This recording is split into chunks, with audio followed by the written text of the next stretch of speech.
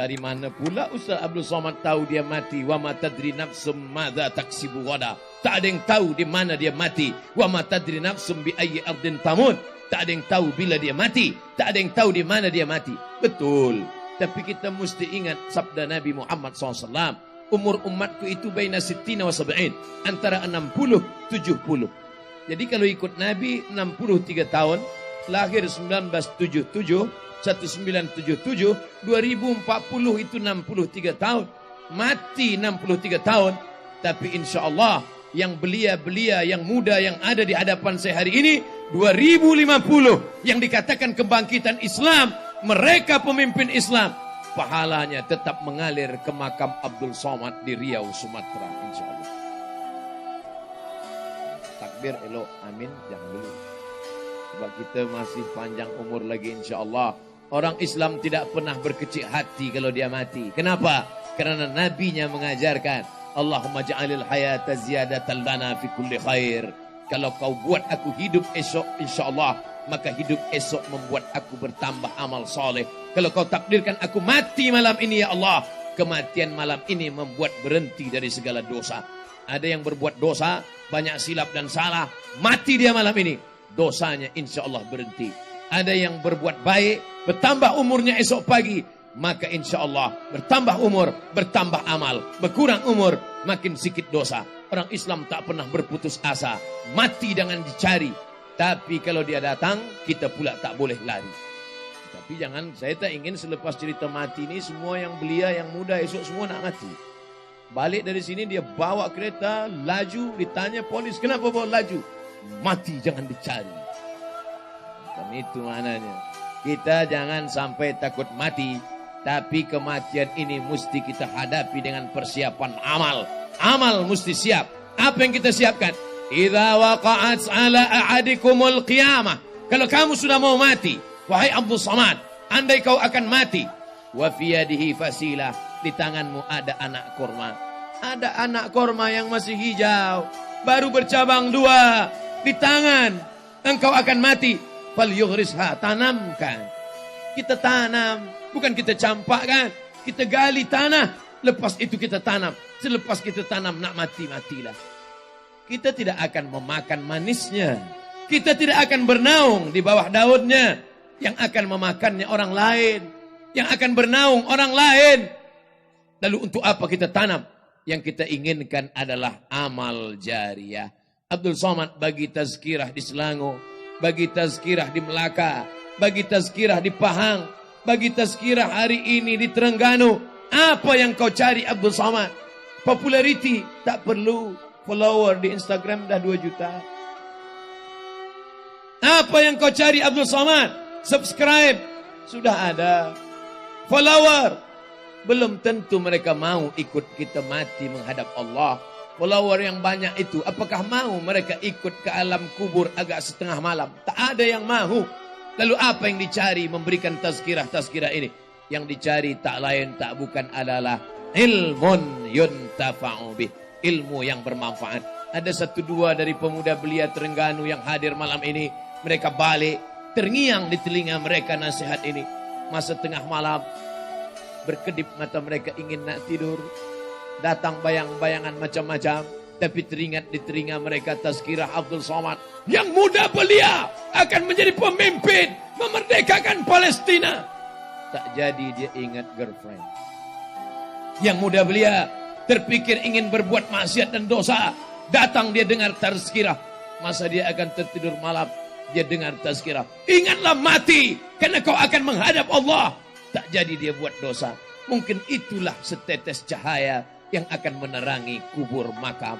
Mungkin itulah yang akan membuat lapang makam kita. Semua kehormatan, kebesaran, kehebatan akan hilang semuanya. Manakala tadi dipanggil nama Abdul Somad, kita akan mendengarkan tazkirah yang akan disampaikan oleh Profesor Dr. Abdul Somad. Saya rasa terbang ke awan. Tapi sampai masanya semua itu akan hilang, wahai Abdul Somad. Hari ini engkau dipanggil Al-Mukarram, yang dimuliakan. Tapi sampai masanya engkau hanya akan menjadi Al-Marhum. Habis. Selama ini engkau dipanggil orang ingin bersalaman. Tapi sampai masanya nanti orang akan bertanya, mana jenazahnya? Mana kuburnya? Mana makamnya? Siapa yang akan meneruskan kehidupan ini? Yang akan meneruskan kehidupan ini adalah inilah yang muda-muda, yang belia-belia. Dari tadi Ustaz Abdul Somad berkali-kali menyebut muda belia, muda belia. Kenapa kami yang tua-tua ini tak disebut? Yang tua tak usah kita sebut. Sebab mereka memang sudah dekat kepada Allah Subhanahu wa taala.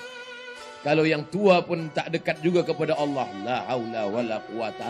Malaikat satu hari 70 kali memandang muka. Muka orang yang sudah lebih 40 tahun. Itu dipandang malaikat maut 70 kali. Tiap hari dia tengok. Dia pandang. Dia pandang. Dia pandang. Kata dia kepada Allah. Aku cabut ya Allah. Kata Allah jangan dulu. Tarikh belum tiba lagi. Jadi kalau tak juga bertaubat kepada Allah. La haula wala quwata illa billah. Oleh sebab itu maka. Yang muda belia, bangkitkan semangat hidup. Yang tua-tua, didik anak-anak kita. Jadikan mereka para penghafaz Quran. Allahumma ja'al abna'ana wa banatina min hufazil Quran wal hafizat. Jadikan pemuda, anak-anak kami ini menjadi para penghafaz Al-Quran, ya Allah. Banyak orang takut, untuk apa anak saya jadi penghafaz Quran? Saya tak ingin anak saya jadi imam tarawih. Oh, apa ini?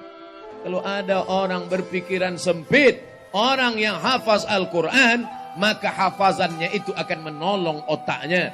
Orang yang hafaz Al-Quran, maka kalau dia sudah hafaz Al-Quran, yang lain-lain akan mudah. Subjek-subjek lain akan tertolong. Maka kita bekali anak-anak kita, belia-belia kita, pemuda-pemuda kita. Yang pertama, Islam mesti punya kekuasaan. Kalau ingin dimuliakan, dihormati. Yang kedua, siapkan pemuda-pemudi kita dengan memasukkan mereka program-program agama.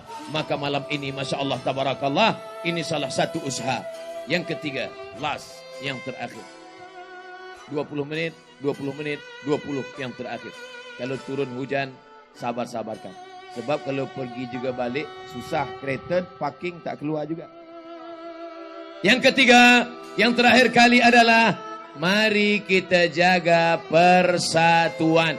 La tanaza'u. Jangan ikhtilaf, jangan berkelahi hanya karena perkara remeh-temeh. Fatafshalu. Kalau berkelahi kamu pasti akan gagal. Wa tadhhaba rihukum. Kamu akan kehilangan semangat.